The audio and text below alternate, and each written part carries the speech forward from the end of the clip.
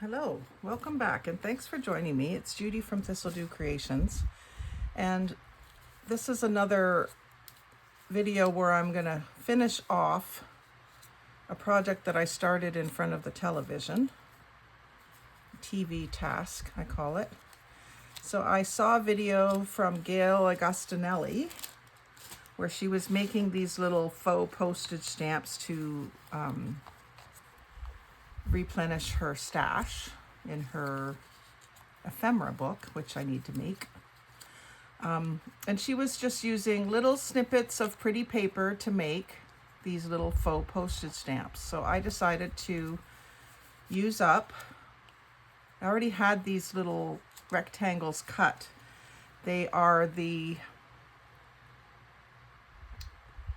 I cut them off of the packaging from the books of die cuts that you get at Dollarama. They were out last summer. I don't know if there's still some floating around or not. But after I took all the die cuts out of the books, I then cut up the covers, and I got as much out of the covers as I could get. And so these they're just little gatherings of pictures of all the samples of die cuts that are inside the book. And then I think they had like a picture of some other ones you could look for, like other sets to look for. I thought I might have one here, but I don't. I think I've cut them all up. So anyway, I had cut all these out, and they were in my scrap box that I keep over by the television. And I thought, well, here's the perfect thing for them. They're the right size already. So I did that. I cut them out. I inked them up, and I glued them down to paper, and I cut around the edges. And then I also did some other little things that I found. Like this was out of a magazine, so it'll make a larger one. This was just a little, both of these were cut out of a larger picture of purple flowers on a purple background. And some of them I put on book page, and some of them I put on brown paper. This one was cut out of a larger printable that was like a frame. I just wanted the heart. So I got a couple of different hearts, a couple different colors. They're kind of got a homespun rustic country look to them. And then there was another frame that had these flowers. So what I'm going to do to finish them off, the last step was to stamp on them with the postage cancellation stamp so that they look more like real stamps, postage stamps. So I'm going to do the black ink for that, I believe. I don't use black ink for a lot. I use mostly the Vintage Photo and Ground Espresso. But for this, I thought the most likely color that the post office is going to use would be black. So these stamps are from the Dollarama. They were $1.50, but that's a while ago. They've probably gone up by now. And they have a few label shapes and then the postage cancellation stamps. So that's what I want to use.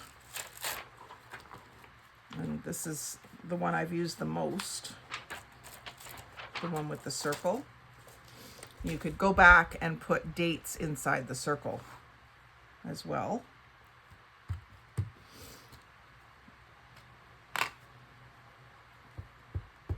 And I've laid them out together. Actually, I could probably put them closer together if I think about it, because what I'm going to do is kind of, there's not going to be a full stamp on any one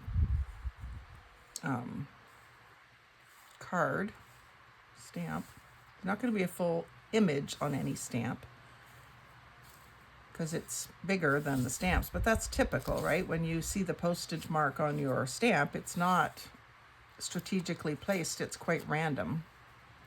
Either they're using that gavel thing that they're just punching down, or it's going through a machine. So depending on where you've placed your stamp on the envelope, that's where it's going to get image. So I'm going to give this a really good inking with the black. And then I'm just going to kind of go like this. Hold down for a second to let the ink transfer to the paper. I'm rocking it a bit, but I'm not moving it.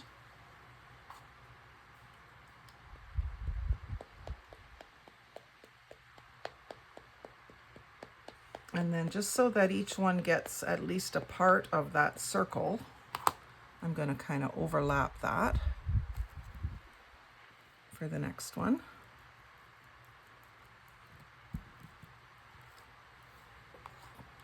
So let's see, that one gets a half circle and that one gets a half circle. And then I'll do the same thing again. Now you could do other colors of ink if it coordinated better with your project or if you just wanted to. But I think usually you see black ink for these.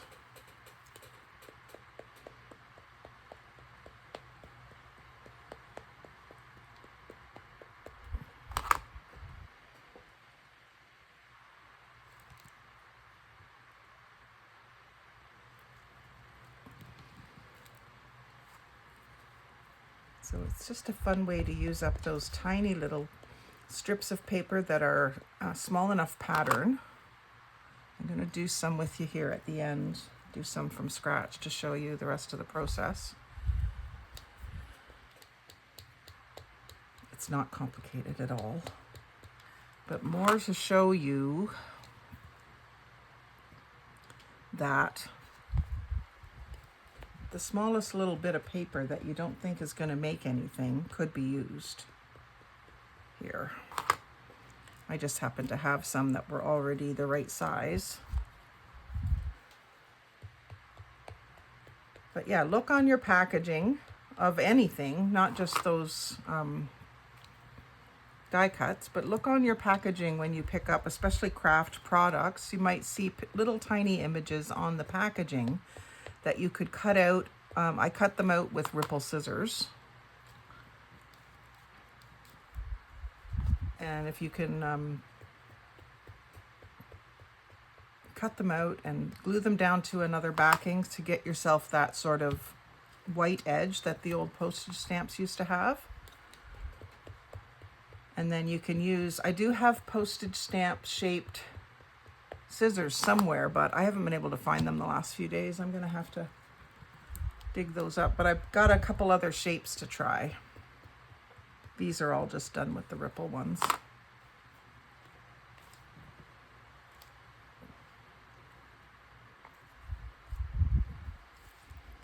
Okay, I can set a few more down here. You can see how that's making it look more like a postage stamp. And like I said, you can go back and put a couple of letters, like a date stamp or something. I do have one of those. One of those stamps that you can change the date.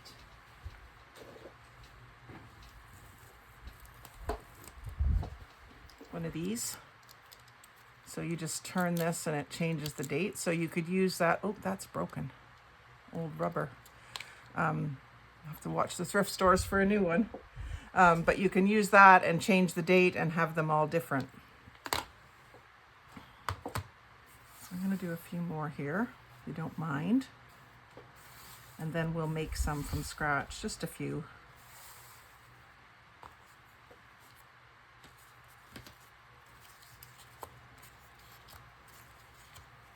Like these are pretty without the postage marks on them, but with the postage marks, they just look more real. First glance, you will think that it is a postage stamp.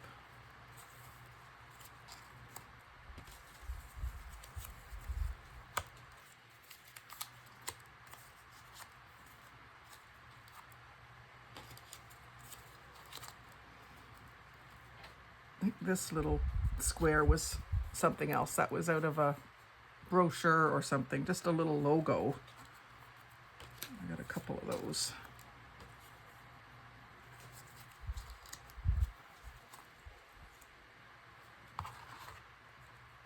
And not that I don't have enough real postage stamps, but it's just fun to make something out of nothing. This will be a fun thing to share in Happy Mail. try doing another stamp with the same inking. So it's not always super dark when you see that postage mark. And that brings me to another pet peeve of mine lately. When I'm getting my mail, I see a lot of postage stamps that aren't canceled, for one thing, and some that they're canceled, but just by putting black marker through them, like a strip of black marker, and that just annoys me to no end. Because I'm collecting them for how they look, right? So here's an example, just a black streak through the stamp instead of a postage mark. Same with that one, just a black streak. So I asked, when I went into my local post office, where there's no lineup and nobody kind of waiting for me to be done, I asked the lady about that. And she said, it's just someone not doing their job. They're supposed to use the postage stamp that they have to make it official that it has gone through the post office, but some of them don't. Maybe it's broken. Maybe they can't find it. Maybe they're out of ink. Whatever the reason, they're just not doing it the right way. So if you work in a post office and you're watching this, please use your stamp. We want the stamp.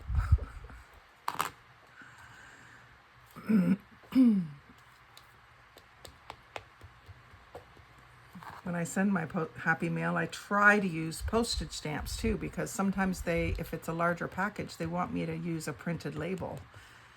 And I'll say, well, I can, but I'd rather use stamps so it's pretty and they can reuse the stamps. So they kind of get it, maybe after I explain what it is, but they don't understand why I want to use so many stamps.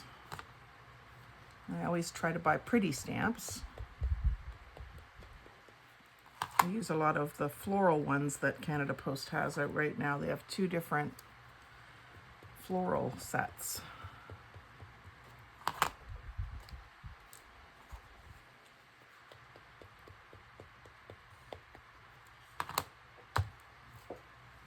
So I really want to thank Gayle Agostinelli for the inspiration on this. I really enjoyed making these, and it was nice to get these little pieces of the packaging out of my scrap drawer and into my ready to send box. So now let's make a few, and I didn't even pick anything out because I wanted to show you that just about anything will do. I do have some scrapbook paper strips here somewhere. You want a fairly small pattern, a small image. You don't want like somebody's elbow out of a picture, right? So, what was the scrapbook paper that I had? Like, you wouldn't want to necessarily use this. You'd want something smaller.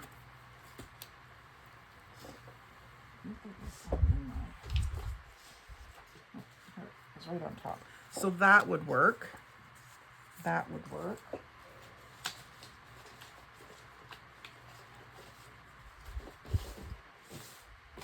These are really pretty. Oh, there's some strawberries.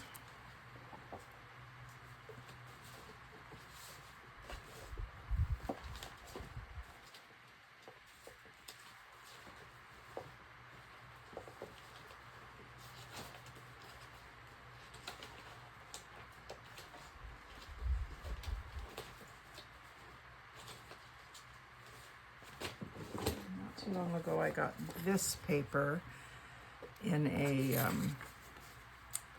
what do you call it, pocket letter.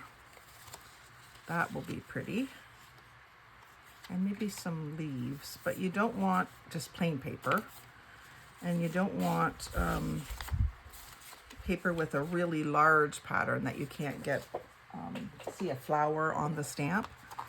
So I'll just show you a couple of different shapes. So I think I'll stick with the ripple scissors for the main image. So this one will be better, I think. And just cut yourself little squares. I'm going to go all the way down.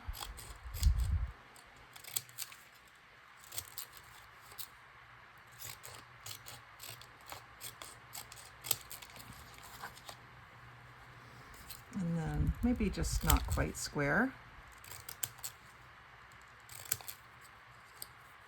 That one's extra large, but let's just get it about the same size. And then see how this floral pattern does. There's no reason you can't leave it square, or like a straight edge, but I prefer the ripple edge. That's why I'm doing it.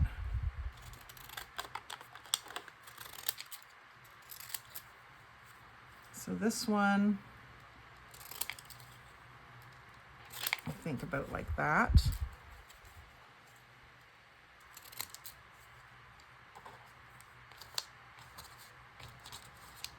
And with the ones that were on the brown paper, to me, it's kind of like it was torn off of the envelope.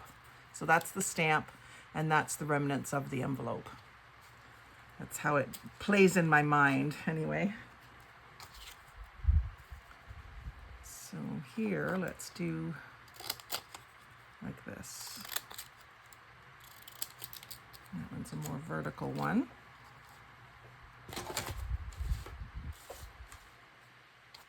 And just do a few so that you don't get too bored with me. I just love this paper when I got it. Absolutely fell in love. And that one actually is kind of cute too. And we'll get one more out of this. And then let's do, oh, I'm gonna keep that one.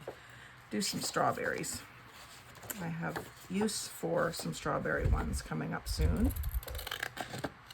My niece is getting married in September, and her baby shower, or her, not her baby shower, her wedding shower, bridal shower, is strawberry themed. So I will make her something with one of these on it.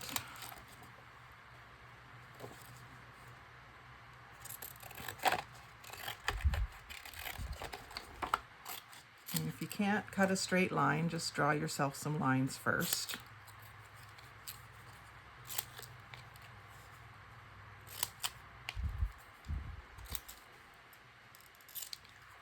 Okay, so they're all done with the ripple. And then you can either do a color coordinating backing, like I could put the red backing that was on the back of that card. That would look cute. I think I will do that for these ones. And I'll do my vintage photo, cover my ink, do my vintage photo edge inking. I just find that it really helps to define the edge, even on a dark color, like this. And just a little bit of tacky glue. So I'll do one on red, and I think I'll try one of these on red too. I'm gonna do them on a couple of different colors just to see which one looks best.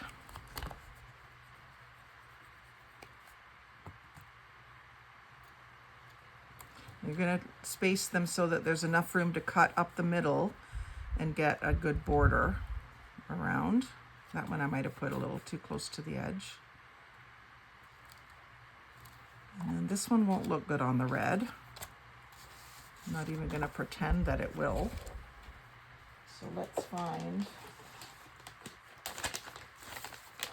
a different color scrap for that. There's some green. This is kind of like fiber paper. I don't know how well the shaped scissors were going to cut that because they're finicky about fibers. But I could do them on just some cream cardstock.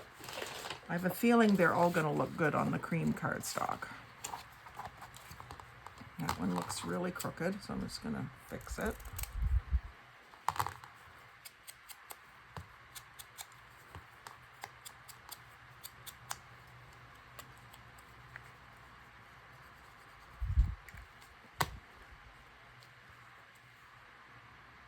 And because I want to cut that edge, I'm not putting it as close to the edge as I normally would want it.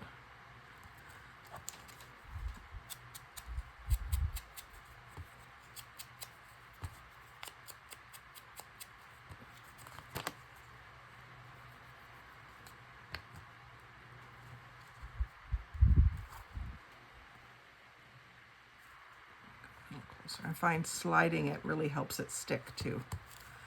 And might as well do a strawberry on the cream as well.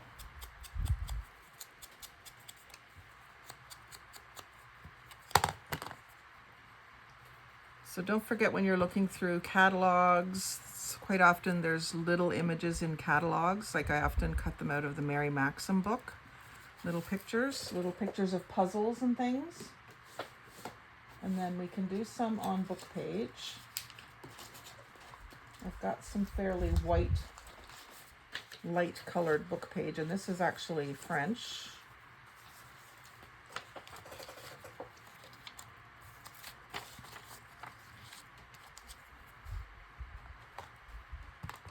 And again, that one's quite crooked.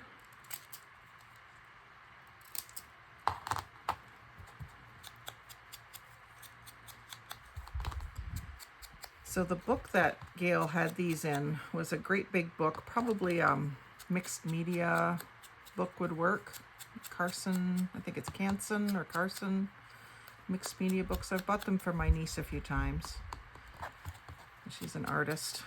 And then it had like strips of see-through material of some sort as a big tuck spot along the page, and then she had tucked these in, and you could see them through the clear tuck spot. So I'm gonna have to make one of those too.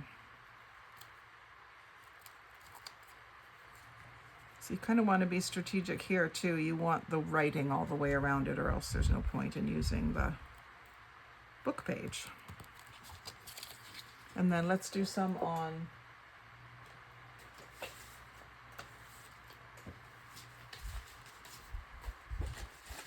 brown paper bag as well.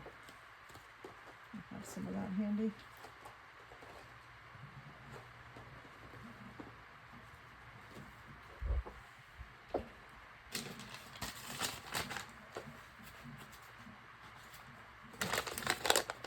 That one's a little light. Here's some.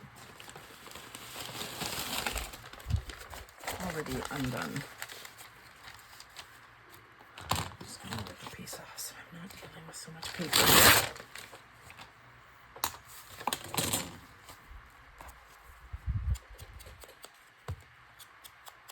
I prefer to be a little bit thicker paper for this, but we'll go with what's at arm's length.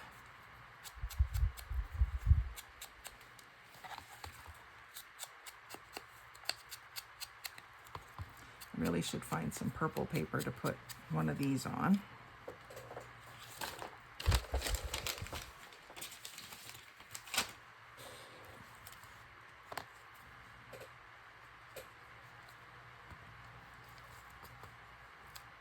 Of course, you could double layer them. Put an accent color and then the brown paper.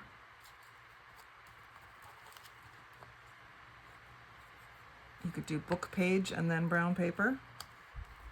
So let's do one of those. Let's do one like that. So this one's book page in behind.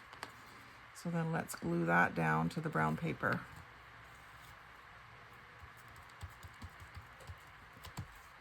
And see how a double layer one comes. And then let's try to find some purple. It will not make any sense if I don't have any purple paper. There's that.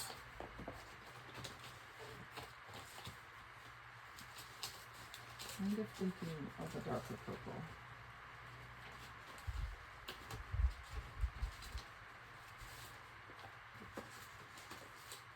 There we go. And it's a scrap too, so that's even better. Using a scrap.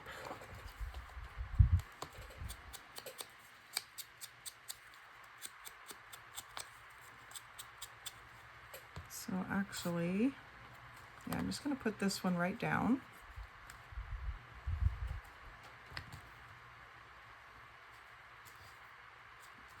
And then this one I'm going to layer because it's smaller. And I want to see the effect. This would also look good on green.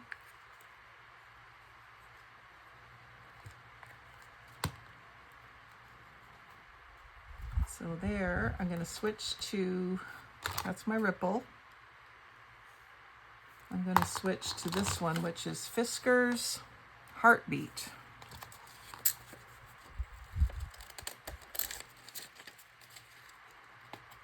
It kind of gives a bit of a postage stamp feeling.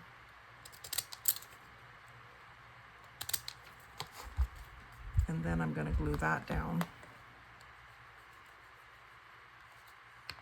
to the purple. Okay, so I'm going to try a few different edges just to see what I like. This one doesn't have it's Faber-Castell. Is that the right word? Provocraft. Oh my gosh, time for new glasses. I'm getting them in a couple weeks. So this one is quite jagged. Let's see how it does. I pick these up at thrift stores. You probably can get something like this both on Temu and Amazon. So that looks really quite cute, eh?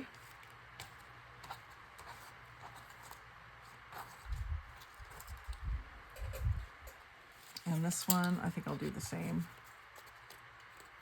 So it's got 3 different edges. Ripple,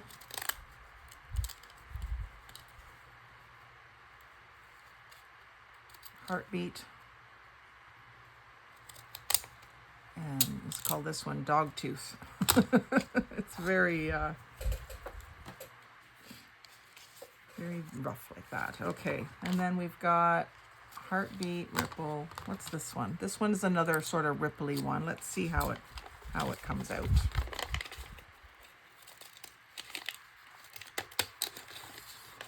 It's pretty jagged too.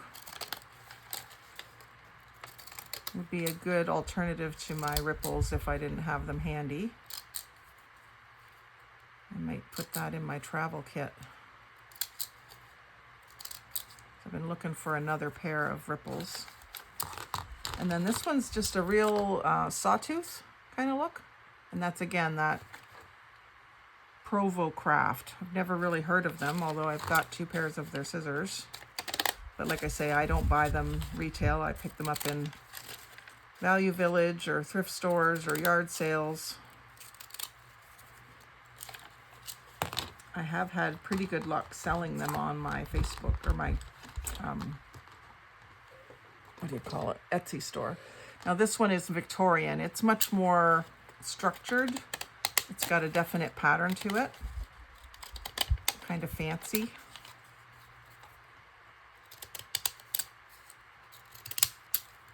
You just got to watch your corners, can look a little weird.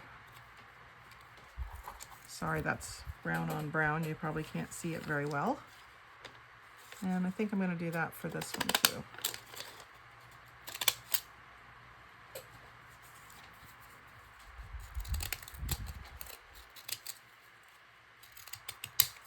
So don't forget paper bags. We're starting to see more and more of them in the stores. Be giving you paper bags if you want them again. And so when you have the chance, get the paper bag, especially if it's free. And don't forget to use it for junk journaling. I have a whole box of them in my craft room that are waiting to be used.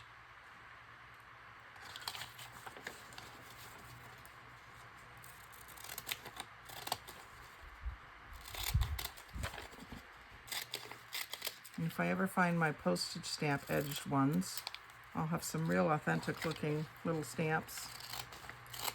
But these are really cute. I'll use them,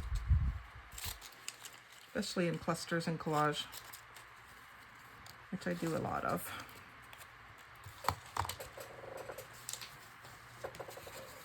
I'm going to stick with the ripple ones for this. And kind of have a bit of a small border. This is almost a pearly sheen on this paper.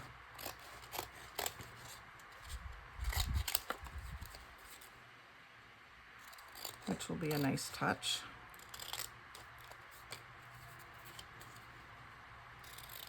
And I'm using the archival ink to do the postage stamps on them because paper like this, it would just wipe off if it was regular ink.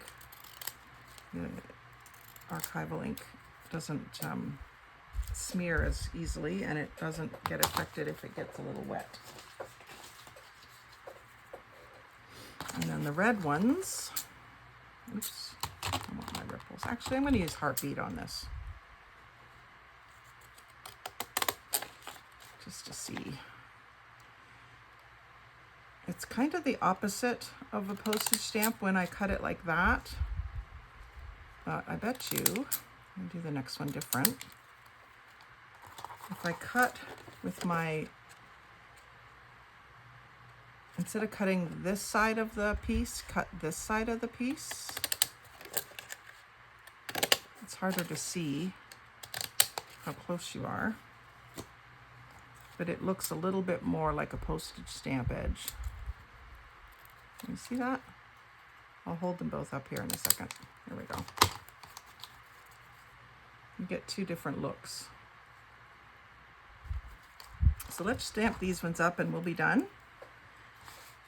I'm going to set them all kind of close together like I did before.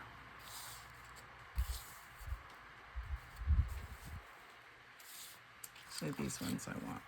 No, they can go that way.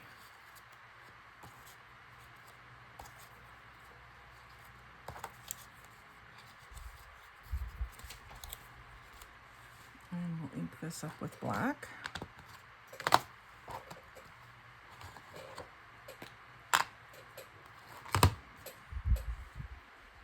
See, that one already has the stamp on it. I'll make sure that it just gets the waves this time so that it doesn't have two circles. Although sometimes you do find that where they've stamped it twice, especially if they're using the stamp that you use like a gavel, pound it down. You might double stamp it by mistake. I used to be a bank teller and that happened sometimes when we would stamp our entry.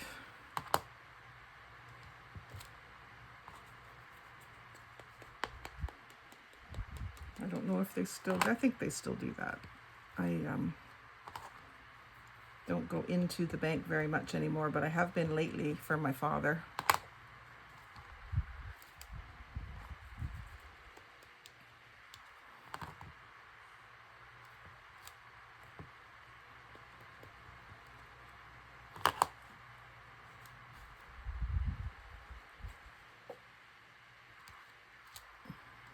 Get a part circle on this one.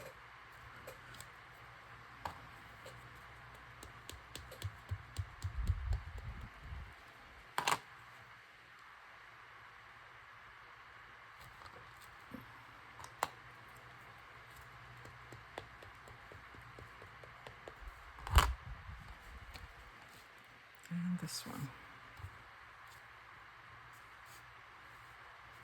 They all have a part circle, so that's good.